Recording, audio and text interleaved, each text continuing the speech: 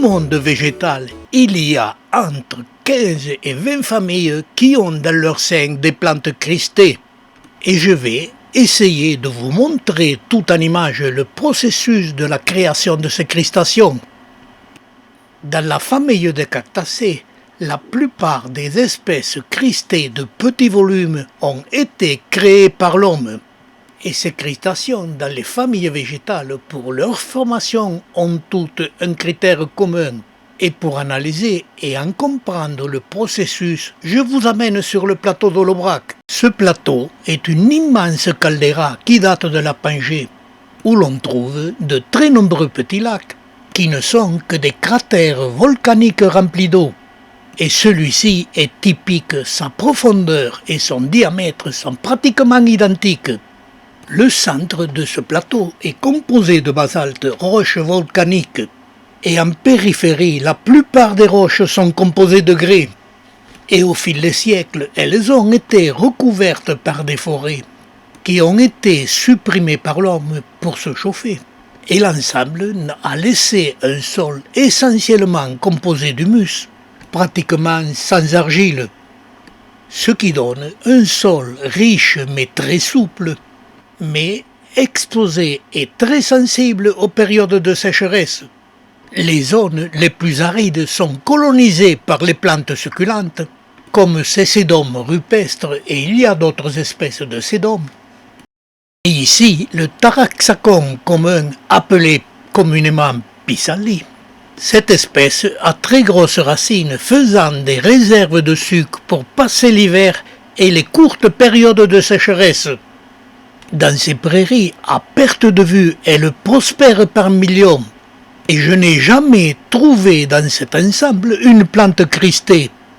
Et pour apercevoir de temps en temps quelques plantes cristées, il faut parcourir ces chemins agricoles constitués de roches basaltiques et recouverts de gravillons basaltiques. Et là, sur les bordures de chemin, de temps en temps, on peut découvrir un pissenlit cristé. Ce qui nous prouve que les crustaceans ne se développent que sur les zones constituées essentiellement de roches et de gravillons. Ces bordures de chemin sont des zones très arides. Une autre observation, ces crustaceans sont souvent associés avec la dichotomie. Et toujours sur le plateau d'Holobrac, ce sont ces zones constituées de roches. En bordure de ces éboulis, on peut apercevoir des Carlina acoli aux fleurs cristées, mais celles-ci sont très rares. Et pendant ces longues années d'observation de la nature sur le plateau d'Holobrac, seuls quelques sujets de Carlina acoli ont les fleurs cristées, et ils étaient toujours sur ces zones très arides, qui sont constituées d'amoncellements de roches basaltiques. Et je vous amène à Blaye-les-Mines dans le Tarn, où pour atteindre le charbon, des millions de tonnes de terre marneuse et argileuse ont été étalées tout autour de ce cratère. Et pendant plus de 20 ans, j'ai observé le processus de la conquête de terres vierges par la végétation. Et ce processus est toujours le même. Les premiers végétaux à occuper les terrains, ce sont les mousses. Et parmi les mousses et quelques graminées, le Carlina acoli s'est développé en très grande quantité. Elle a une racine plus ou moins napiforme, mais sa vie est très courte, elle ne vit que 2 ans. Et là, pendant 10 ans, elle a conquis ces zones vierges, mais au bout de 20 ans, elle a tendance à disparaître pour laisser la place aux graminées et aux autres végétaux. Car cette espèce de Carlina acoli est solitaire et n'aime pas la compagnie des autres végétaux. Mais elle participe à créer de l'humus où les autres végétaux pourront mieux se développer.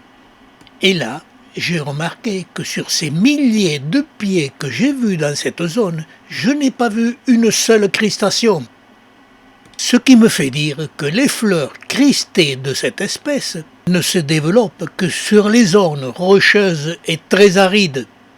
Quant aux champignons cristés, les 2 espèces que j'ai présentées, celle-ci, l'Acaria lacata en crustation, mais aussi des champignons aux pieds torsadés, Et il en était de même pour le Laccaria améthyste. Là aussi, il y a des champignons au chapeau cristé, aux pieds aplatis, mais aussi des champignons aux pieds torsadés. Et là, pour ces deux espèces, et nous en verrons d'autres par la suite, il est difficile de noter qu'elles se sont développées sur des zones arides. J'ai simplement observé que ces champignons avaient apparu sous les sapins où le sol était très sableux. Après avoir noté ces observations, nous rentrons dans le cœur du sujet. Comment produire des crustacions? Et celles-ci n'ont été produites que par l'homme, mais sur la seule famille des cactacées. Avec Jean-Claude Nouguier et moi-même sur différentes îles des Caraïbes, nous avons observé différentes espèces de plantes succulentes, mais surtout des espèces de cactacées. Et nous avons noté qu'à plus de 90%, ces espèces ne prospéraient que sur les roches plus ou moins nues. Et ces mêmes observations nous ont été ramenées par les images de Christophe Sali. Que ce soit sur les territoires des différentes zones arides de l'Amérique du Sud, sur la famille des cactacées, nous n'avons découvert que quelques sujets en crustacés. Crustaceans de céphalions pour les melocactus. Vu leur développement, elles sont très âgées. Et sur les territoires arides de l'Amérique du Sud, sur des milliers et des milliers d'espèces, seuls quelques sujets développaient des crustaceans. Et pourtant, pratiquement dans toutes les grandes collections d'Europe, les crustaceans y sont présentes. Et en observant toutes les crustaceans de ces collections, on s'aperçoit qu'elles n'ont jamais été photographiées dans la nature. Pratiquement impossible de faire un prélèvement dans la nature. Pour la bonne raison, elles sont protégées et inaccessibles. Et extrêmement difficile de les conserver une fois ramenées en Europe. Et pour la très grande majorité des espèces, on ne peut les conserver que greffées. Pour avoir visité de très grandes et très belles collections en Europe, j'ai pu observer que la plupart des petites cactacées, qu'il y avait des crustaceans pour les espèces très rares ou les espèces plus communes. Et plus de 95% de ces espèces avaient été créées par l'homme. Et en voici la preuve, les espèces suivantes sont des espèces horticoles qui n'existent pas dans la nature, comme ce Chamaeocereus sylvestri aurea et ce Mammillaria spinosissima nuda. En crustacés, lui aussi n'existe pas dans la nature. Et je pourrais, comme cela, vous en présenter plusieurs dizaines d'espèces. Dans les collections, il y existe ces petites espèces en crustacés qui n'existent pas dans la nature. Et parfois, ces crustaceans se produisent naturellement dans les collections sans que personne intervienne. Et tous les collectionneurs, plus ou moins ceux qui font leur joie, connaissent cette modification. Et cette modification est provoquée par un changement de culture. Grande sécheresse brutale et soins intensifs, ce qui fera l'objet d'une prochaine vidéo. Malgré ces soins particuliers, les crustaceans sont très rares dans la nature, mais elles sont toujours plus ou moins accompagnées de signes avant-coureurs, c'est-à-dire la dichotomie sur une espèce. Vous noterez en passant que les Mammillaria à sève laiteuse pratiquent tous la dichotomie naturellement. Il n'en est pas de même pour l'ensemble des cactacées à sève hydrophile. Sur cette espèce de Melocactus Broadway, j'ai obtenu cette dichotomie en cherchant à provoquer les crustaceans. Et une prochaine vidéo vous montrera la méthode et les résultats obtenus. En attendant, je vais vous présenter pourquoi et comment toutes les espèces de petites cactacées en crustacés sont présentes dans les collections. Et j'ai vu une collection de crustaceans chez M. Goossens en Belgique.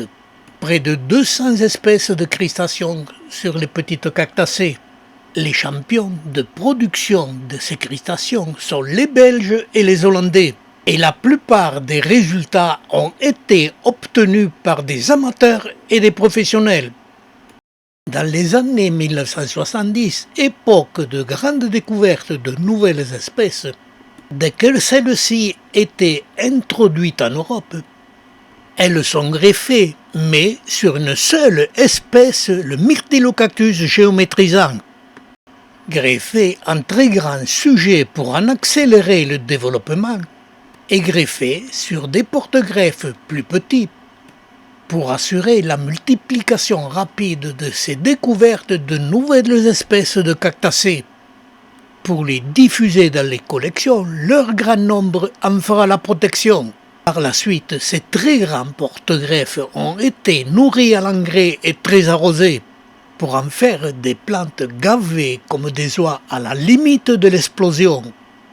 Et cette méthode d'accélération de la végétation du porte-greffe et du sectionnement de la partie supérieure du greffon provoque de façon accélérée la multiplication des rejets, ce qui permet de les prélever, de les greffer pour en multiplier l'espèce. Au bout de quelques années, on obtient une image du greffon affreuse et torturée, gonflée, poussée par la sève du porte-greffe, elle finit plus ou moins par éclater. Et avant d'avoir terminé le prélèvement des rejets sur toutes les aréoles, il faut toujours conserver la dernière aréole supérieure avec son rejet pour pouvoir continuer l'opération.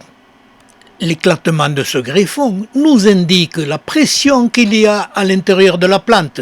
Et parfois, un deuxième rejet qui a reçu une énorme pression apparaît au milieu de la cicatrisation du premier prélèvement.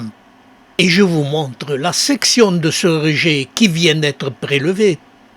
Et l'on remarque que la pression a provoqué plusieurs méristèmes et l'on aperçoit plusieurs parenchymes modulaires plus ou moins bien formés, ce qui va nous donner des dichotomies. Et celle-ci a 3 têtes. Et je fais remarquer, comme dans la nature, que les dichotomies apparaissent souvent en compagnie des crustaceaux. Et parfois, sur la première opération, la chance sourit aux débutants. Car à mes débuts, avec cette opération, j'ai obtenu la crustation du Discocactus tricornis, espèce excessivement rare. Malheureusement, il ne me reste que ces photos. Et je reviens sur les premières opérations des prélèvements sur la tête du greffon. Et parfois, sur cette première tête apparaît la première crustation. Et souvent, son apparence de crustation est trompeuse. Et petit à petit, cette crustation, une fois greffée, peut redevenir une plante normale. Ce qui nous indique que cette apparence est simplement due à la pression sur le méristème. Mais il arrive quand même que cette crustation apparaisse sur cet ensemble d'opérations sur la première tête du greffon. Et il faut, en moyenne, pour obtenir des crustations, traiter de cette façon plusieurs centaines de plantes. Et les amateurs et les professionnels, pour continuer la multiplication des nouvelles espèces, sectionner le sommet de la première tête du greffon, puis prélever au maximum tous les greffons qui se développaient sur cette première tête. Il faut laisser se développer une deuxième tête et puis la sectionner comme la première tête, lui enlever son sommet.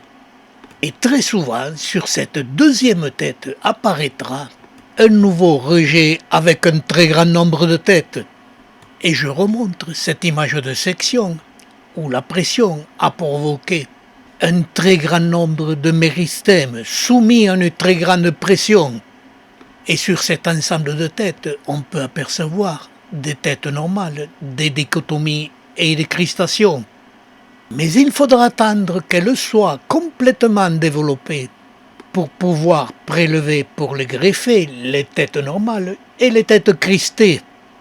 Et j'en conclus que c'est la pression sur le méristème qui provoque toutes ces modifications, et c'est par cette technique que dans les années 60 et 70 ont été multipliées les nouvelles découvertes Et par là même sont apparues les premières crustacions à la surprise des opérateurs.